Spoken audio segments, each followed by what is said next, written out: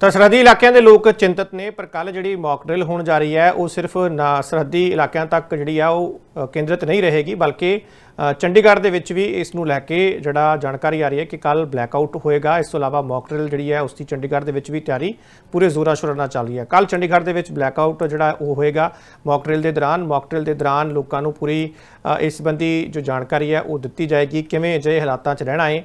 शाम 7:30 बजे तो 7:40 तक ये ब्लैकआउट रहेगा। ब्लैकआउट तो बाद सायरन भी वजेगा।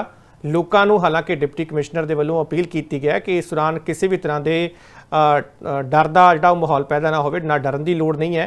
सो एक एक्सरसाइज होएगी जिसका मकसद सिर्फ यह है कि लोगों को जोड़े अगे जे अजे कोई हालात पैदा होंगे ने जंग वर्गे तो उन्होंने किमें लोगों ने अपना बचाव करना है उस बारे सिर्फ लोग जागरूक होने, चौकस होने, यही इसका मकसद है। मीनिंग ये नहीं है कि हमें पैनिक करने की ज़रूरत है। 7:40 पे अलार्म्स बंद हो जाएंगे, उसके बाद बिजनेस एज यूजुअल जिसको हम कहते हैं वापस से सिचुएशंस पहले की तरह नॉर्मल हो जाएगी। सिर्फ ये 10 मिनट की मॉक ड्रिल लोगों के लिए ब्लैकआउट की कल हमने रखी है। जो 4 बजे शाम को कल मॉक ड्रिल रखी है वो स्पेसिफिकली हमारे गवर्नमेंट डिपार्टमेंट्स के लिए, सिविल डिफेंस वॉलंटियर्स के लिए और NCC NSS के बच्चों के लिए है। उसमें जनरल पब्लिक के लिए स्पेसिफिकली कुछ पार्टिसिपेट करने की आवश्यकता नहीं है। कई लोगों के द्वारा मीडिया ग्रुप्स पे, व्हाट्सएप ग्रुप्स पे कई तरह की मिस इन्फॉर्मेशन स्प्रेड की जा रही है। मेरी आप सबसे रिक्वेस्ट रहेगी कि उन चीज़ों पे बिल्कुल ध्यान ना दें। हम एक एडवाइजरी भी अभी जारी करेंगे जो कि सारे ग्रुप्स में हम सर्कुलेट भी करेंगे। उसमें हम स्पेसिफिकली बता रहे हैं कि जो ब्लैकआउट है उसमें उनको सिर्फ लाइट्स बंद रखनी है। अपना फ़ोन अपने साथ रख सकते हैं अगर किसी को कोई डार्कनेस से कोई फोबिया है, डर है तो।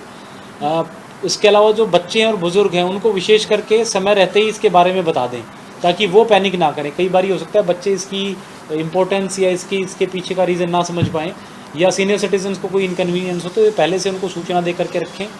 जैसे ही 7:40 पे ये मॉक ड्रिल ख़त्म होती है उसके बाद पहले की भांति लोग लाइट्स स्विच ऑन कर सकते हैं और रूटीन जो उनकी एक्टिविटी जो कर सकते हैं उस पर कोई रिस्ट्रिक्शन नहीं है।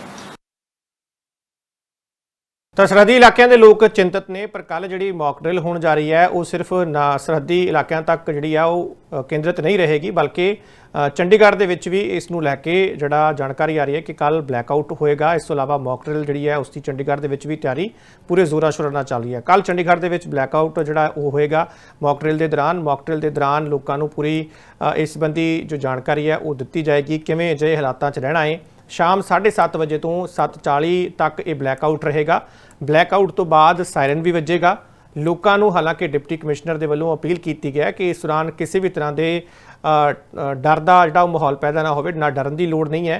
सो एक एक्सरसाइज होएगी जिसका मकसद सिर्फ यह है कि लोगों को जोड़े अगे जे अजे कोई हालात पैदा होंगे ने जंग वर्गे तो उन्होंने किमें लोगों ने अपना बचाव करना है उस बारे सिर्फ लोग जागरूक होने, चौकस होने, यही इसका मकसद है।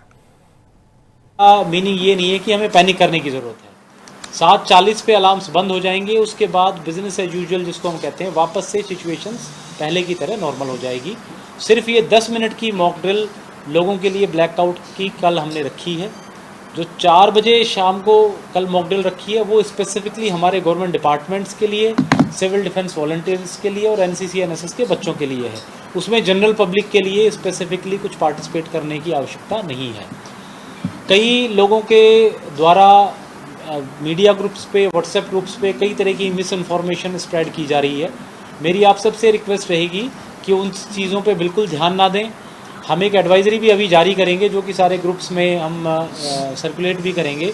उसमें हम स्पेसिफिकली बता रहे हैं कि जो ब्लैकआउट है उसमें उनको सिर्फ लाइट्स बंद रखनी है। अपना फ़ोन अपने साथ रख सकते हैं अगर किसी को कोई डार्कनेस से कोई फोबिया है, डर है तो।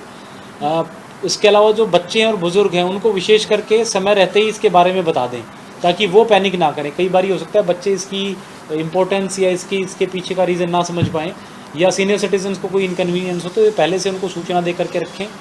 जैसे ही 7:40 पे ये मॉक ड्रिल ख़त्म होती है उसके बाद पहले की भांति लोग लाइट्स स्विच ऑन कर सकते हैं और रूटीन जो उनकी एक्टिविटी जो कर सकते हैं उस पर कोई रिस्ट्रिक्शन नहीं है।